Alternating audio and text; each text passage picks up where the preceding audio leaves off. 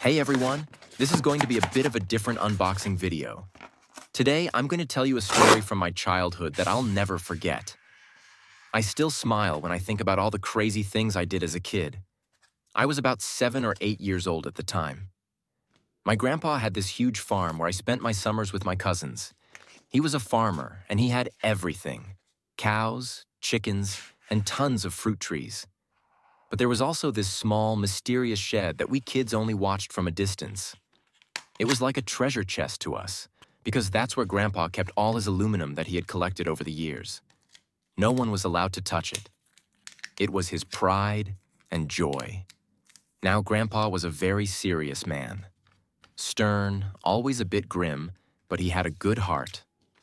Still, when he was mad, everyone knew. It was no joke. Now picture this. A huge gang of cousins, all growing up together. My dad had 8 brothers, so you can imagine how many kids there were.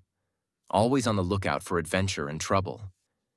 And one day, when we were bored out of our minds, one of my cousins came up with this idea that back then sounded brilliant. Why don't we sell all of Grandpa's aluminum and buy something really cool with the money?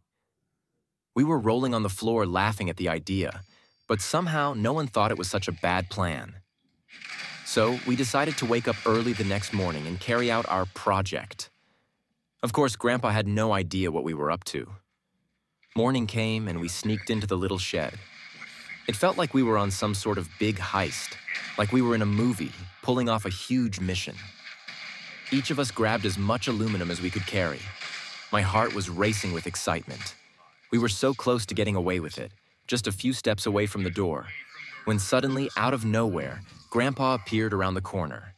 There he was, standing with his arms crossed and that fierce look that only Grandpas have. Time seemed to stop. None of us moved. My heart was pounding like crazy. Grandpa didn't say a word. His expression was serious, almost stone-like.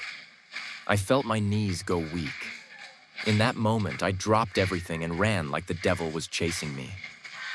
I could hear my cousins laughing as I fled, but when I turned around, I saw something unbelievable. My cousin was still calmly walking, carrying all the aluminum in his arms. He refused to let it go, even though Grandpa had already caught us red-handed. Grandpa shook his head. His eyes narrowed, and then he said in that deep, gravelly voice of his, "So, what do you think you're doing?" His tone was calm, but the tension was thick in the air. It felt like we could be banished forever at any moment. We stood there, frozen with fear.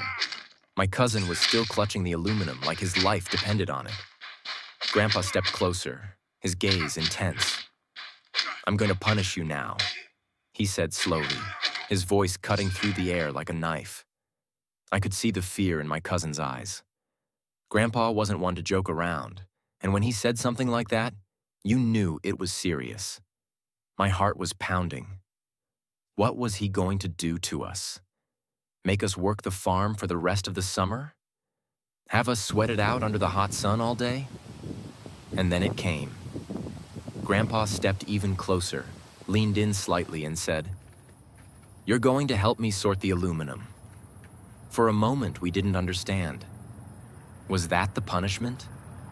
We were surprised and relieved, but still on edge. Then, with a small wink, he turned and walked away. We stood there in disbelief, hardly able to process what had just happened. Grandpa had forgiven us, but there was still that seriousness in the air that made it clear we'd never pull something like that again. This story is still told whenever the family gets together. Every time we talk about it, we can't help but laugh, especially about my